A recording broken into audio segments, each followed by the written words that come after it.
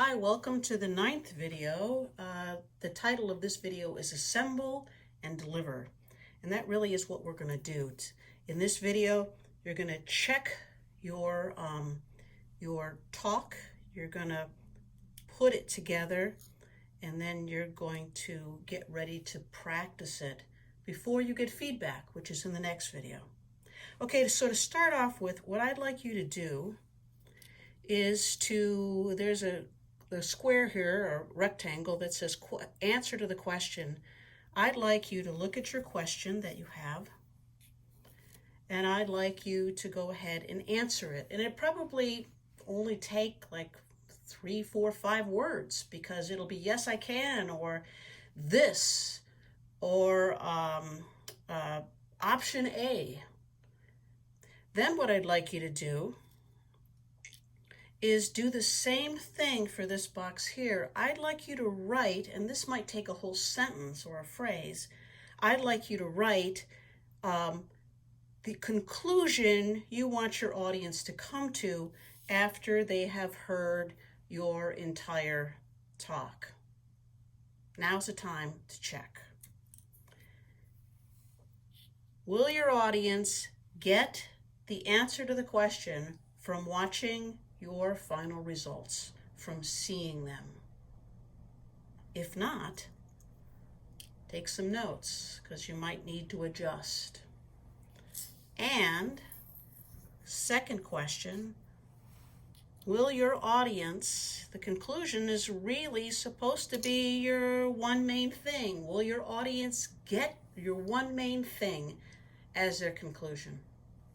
If not, maybe you need to take some notes. And this is an iterative process, so this is exactly the kind of thing that you should be doing. It's not a mistake, it's how things go. Okay, let's move on.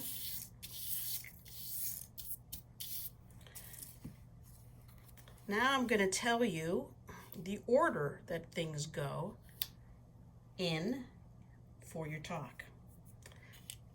Number 1, number 2, this shouldn't be incredibly surprising. Oh, I want to come back to this. Number 3, number 4, number 5. Ooh, look, that one's special. I'll have to come back and talk about that as well. Number 6, number 7, step 3, then of course will be number 8. Number 9, final results, and number 10, better world. Note that you will not say the white boxes. You will not say answer to the question or conclusion, because you won't have to. Your audience is going to get it from your talk by following your talk. Okay, main character.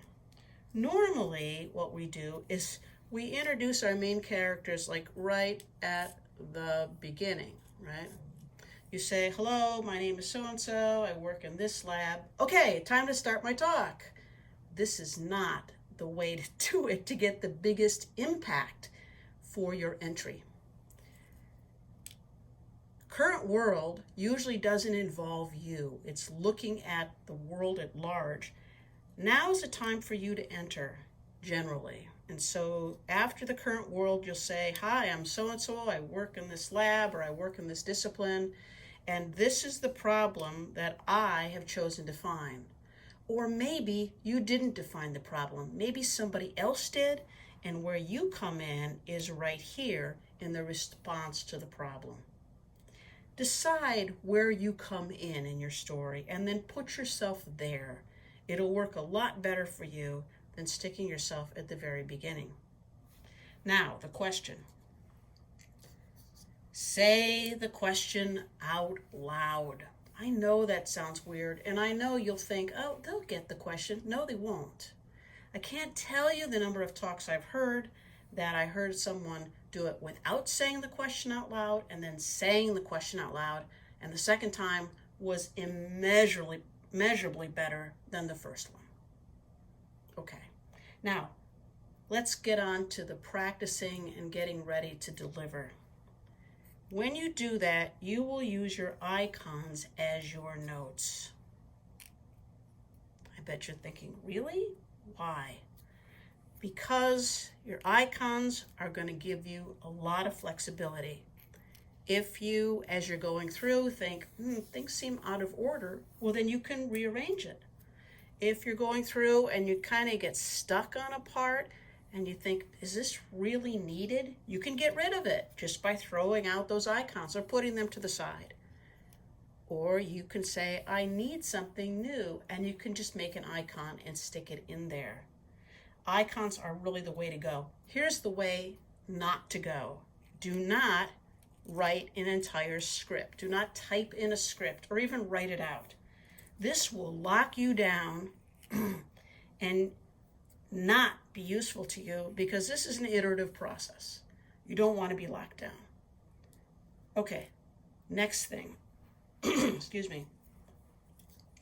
This is a 3-minute talk, and 3-minute talks are often what we call, and I'm doing quotation marks with my voice, naked talks.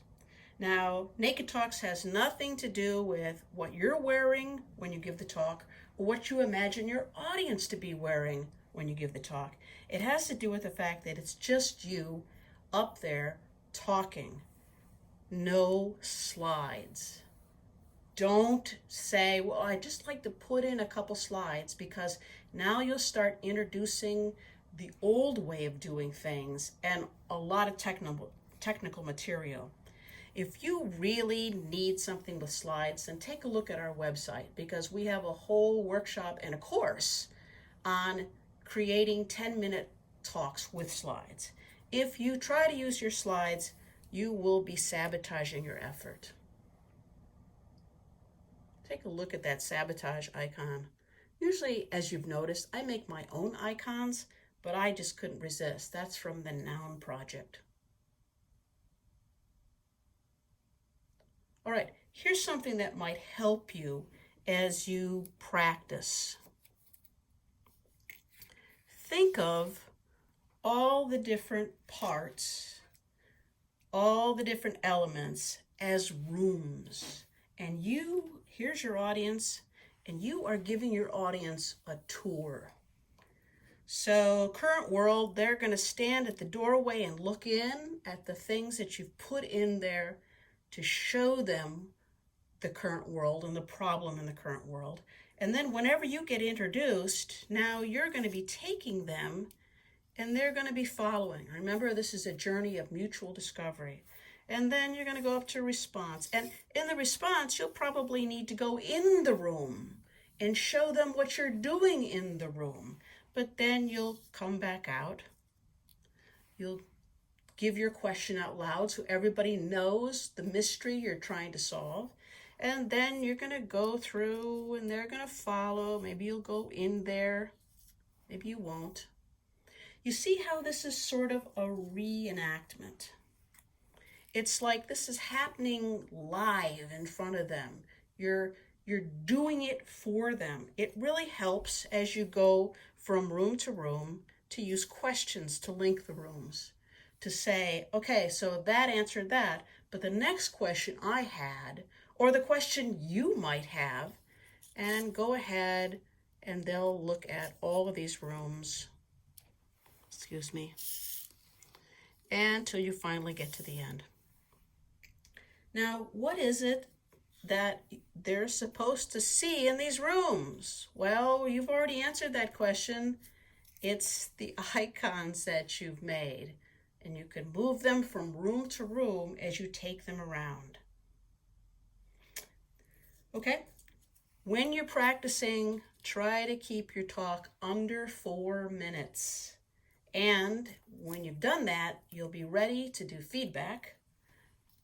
That's in the next video. I will see you there.